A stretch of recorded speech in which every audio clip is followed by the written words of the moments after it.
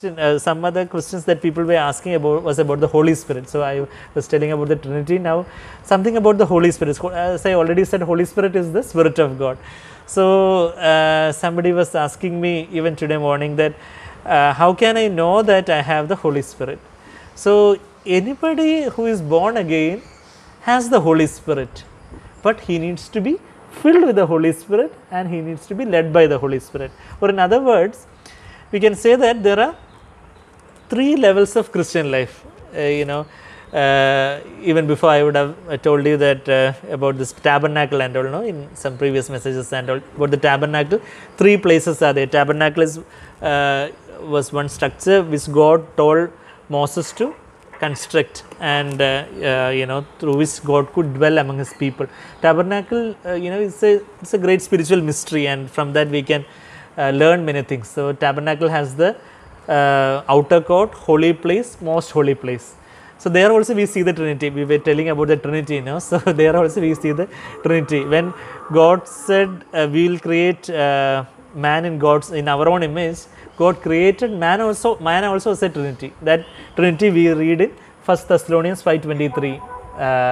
May the God of peace sanctify you entirely. May your spirit, soul, and body. There is a three tripartite being: spirit, soul, and body be sanctified fully. That is what we read it, 1 Thessalonians 5:23. So man also is a Trinity, where we have our body. Our body we know the anatomical body which we can touch and see. Then the soul, that Greek word for soul is a psyche, from which psychiatry people and are dealing with that soul. Soul comprises simply of three parts, we can say. One is the mind, which is the thinking capacity; emotions, which is the feeling capacity; willpower, which is the decision making capacity. So that is the soul, the functions of our brain, we can say. And then spirit is much more beyond that. Spirit is something that was dead in us before we were born again, and when we came in repentance and in faith to the Lord Jesus, what happens? The life came to us, dead spirit, through the Holy Spirit. We read in, even last week I think I was referring to that same verse, Ephesians 2:1, which says that we were dead in our trespasses and iniquities. So what part of that means? Actually, before we were born again, we were dead. So I am trying to explain what it is to be born of the Holy Spirit, or what it is to be born again. So which part of us was dead before we were born again? We know that we have body, soul, and spirit, and body was not dead. If you look at an unbeliever, all his physical parameters are sometimes more healthier than we believers many a time. So they have a healthy body. Body is fully alive. Then their mind, their soul, that's also very much sharp and alive, sharper than many even children of God. Even Jesus said in Luke 16:8 that the children of darkness are more shrewd than the children of light. So they have that shrewdness and judgment capacity, and they are clever in so many things, intellectually minded. So their soul is also very much active. So then what is dead in them is the spirit. The conscience is a part of the spirit, and that is almost as good as dead in many unbelievers. But many of them, because of some religiosity or some sense of God, they have some prick of conscience and all. But many a time, we ourselves know, even from our childhood, we would have made our conscience very callous. We would have hardened our conscience, and after some time the conscience also will become dimmer and dimmer. So like that, the death comes into that, even into that conscience. The eye of the body is the true lamp of your body, like that Jesus says that eye. If the eye is clear, the whole body is clean, Jesus says in Matthew 6 and Luke 11 and all. So that eye is the eye of the conscience. So what I am saying is that for an unbeliever, what was dead is the spirit. So we were dead in our trespasses and sins, means the spirit was dead. Just like God told Adam, in the day that you eat of the tree of the knowledge of good and evil, you will die. So in that day, in that moment itself, what died was that not Adam didn't die physically. He lived another more than 900 years.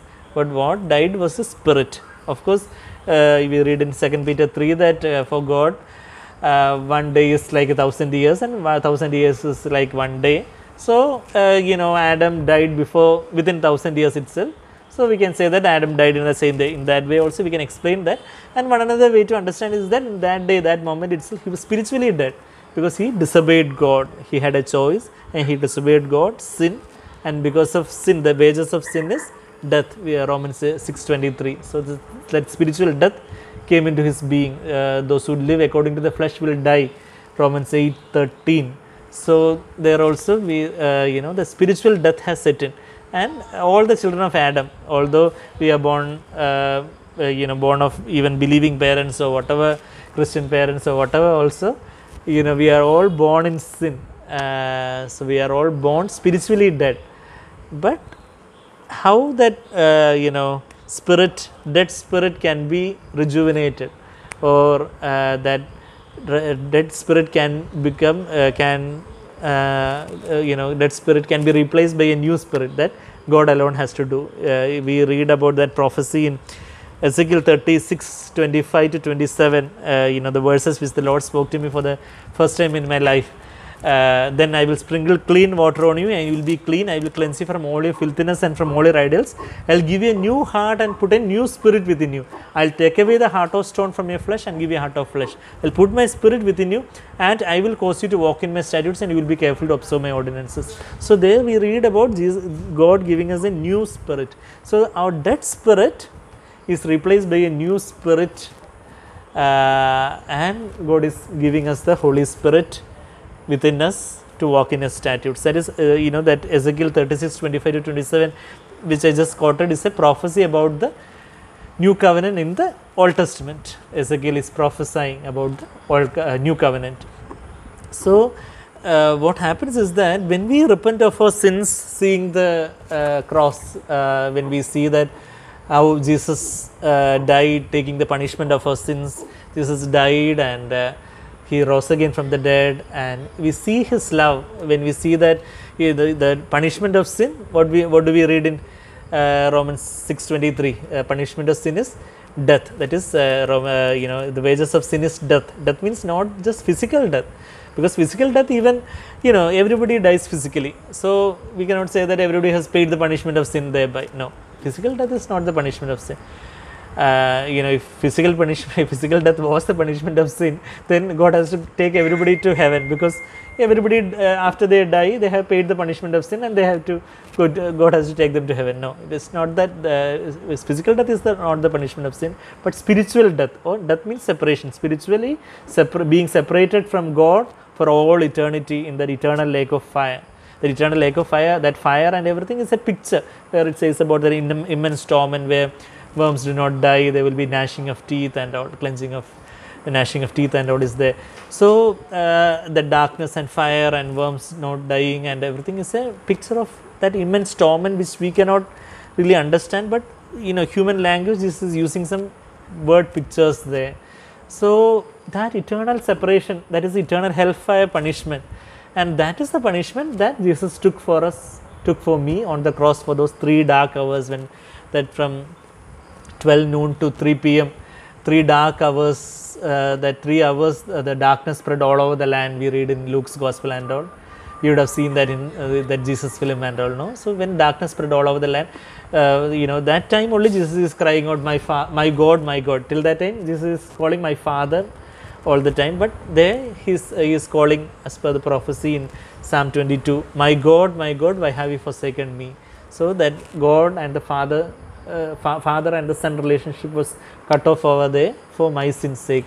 So, that eternal hellfire punishment, whatever that eternal torment, that wrath of God was satisfied, as we sing in that song, in Christ alone. The wrath of God was satisfied on that cross, and you know, the punishment, that fiery, you know, that gruesome punishment of sin, which I need to take, which I should have borne for all eternity, Jesus bore for me on the cross, and he died for me and he rose again. And when I see that mercy of God, when I see the love of God on the cross, and when I know that while I was still a sinner, Jesus died for me, took the punishment of my sin, I repent of my sin. I repent means I turn away from whatever I know as a sin in my conscience, whatever probably many our impurity, our pride, our selfishness, our jealousy, our unforgiving attitude, or whatever we know as sin in our conscience, unrighteousness,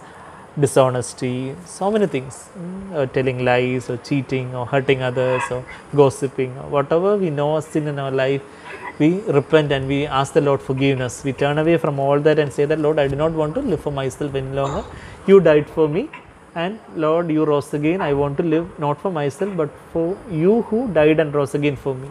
We read that in 2 Corinthians 5:14 and 15. The love of God constrains us so that we should no longer live for ourselves but for Him who died and rose again on our behalf. So when I see the love of God, love of Jesus on the cross, and I turn away and I repent, and I tell the Lord, Lord, forgive me, cleanse me with your blood, then what will happen? The blood of Christ which was shed on the cross, the spiritual blood of Christ, of course, it's not the physical blood which was shed on the cross, but the spiritual blood of Christ cleanses my heart. And what will happen? When my heart is clean, the Holy Spirit can come into my heart. When my heart is unclean with sin, how can the Holy Spirit come? The uncleanness of the heart cannot be cleansed by any detergent or any amount of good works or any amount of religiosity or any amount of attending meetings or churches or whatever. So any amount of charity or good deeds or religiosity will not be enough for my salvation. Salvation is purely by His grace. By faith, you have been saved through. By grace, you have been saved through faith. Ephesians 2:8 we read there, not of good works that anyone should boast. So we repent and we entrust our life to the Lord. That entrusting or trusting and surrendering to the Lord is that faith, where we surrender our lives to the Lord, believing that He is the only true God. We turn away from all our idols or whatever of the evil realm, of whatever of occult or black magic or whatever of the evil realm that we know of. We cut off everything, idolatry and all kinds of sorcery and everything we cut off, and we turn away and we repent and we believe that He is the only true God. He is the one who has died for me and who has risen again from the dead, and I surrender myself to the Lord. So that repentance and faith. So that is what Jesus also preached in the beginning of His preaching ministry. Mark's Gospel 1:14-15. If you read, there we see there we read about Jesus beginning to preach. What did He preach? Repent and believe, for the kingdom of heaven is at hand. So that is the two things, repentance and faith. That is what is to have the Holy Spirit. I was speaking about the Trinity, now I am speaking about how to have the Holy Spirit within us, or how to be born again, or how to be born of the Holy Spirit. All these are the same thing. Or how to be saved, or salvation, or born again, everything is the similar synonymous terms. So that salvation in our spirit. So that means actually we repent of our sins and we believe that Jesus is the only true God, and we surrender our lives to the Lord. We believe that He died and rose again from the dead, and we give our lives to the Lord and say that, Lord, I do not want to live for myself. I want to live for you. It is not that I will not sin again. No, nobody can say that. Repentance is not that I am saying that I will not sin again. No, nobody can abstain from sinning without the Lord's grace. So what we are saying is that, Lord, I do not want to sin again.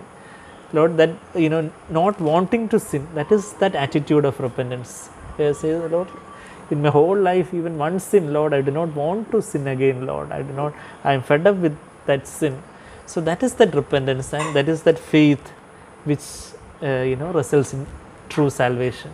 So when blood of Christ cleanses us, and the Spirit of God comes into a dead spirit, and it is transformed into a new spirit. That new spirit is like a newborn baby. Last week also we were saying that it's like a newborn baby, and that newborn baby, that new spirit is called the inner man or inner self, a new self in the Bible. In the books of Romans and Ephesians and Colossians and all, we read about the new self, Pudhiya Manushan, inner self, Pudumanathan.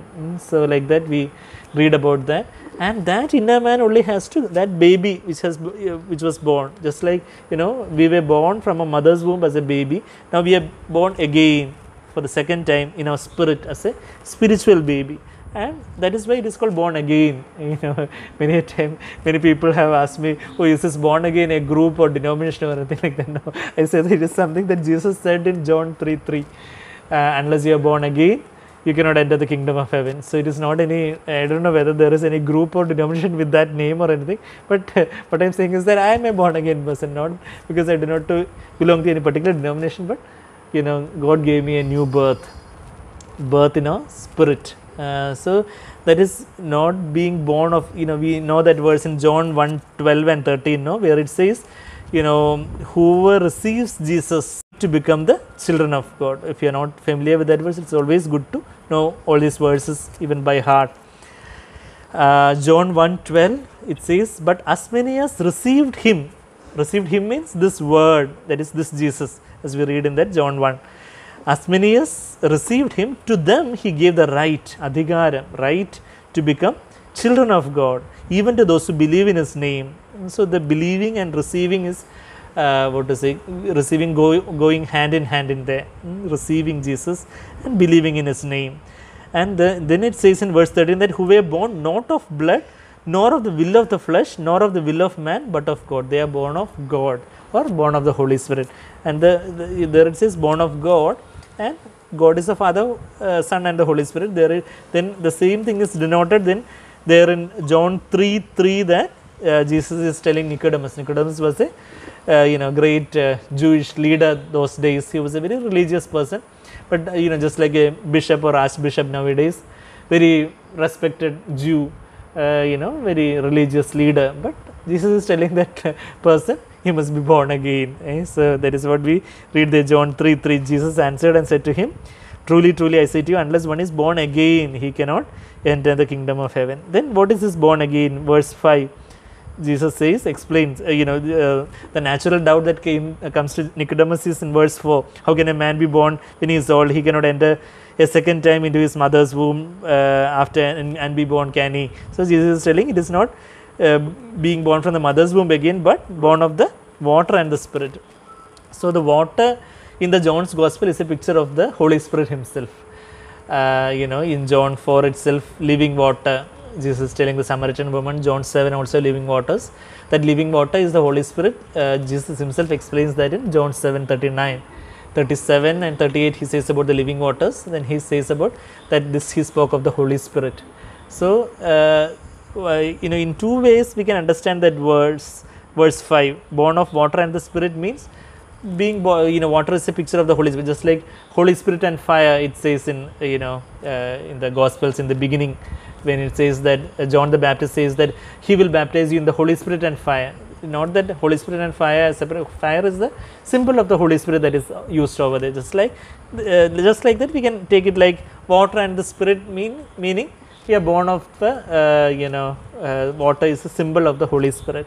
In another sense also we can take it like water is also compared to the Word of God in Ephesians 5:26. Washing of water with the Word of God, it says there in Ephesians 5:26. So many people ask me how I am able to remember these verses correctly. Why? Because I have quoted these verses number of times when we discuss about so many things, when we share the Word of God, and so that's why I am able to remember some of these. Not because I have a most intelligent memory or anything like that.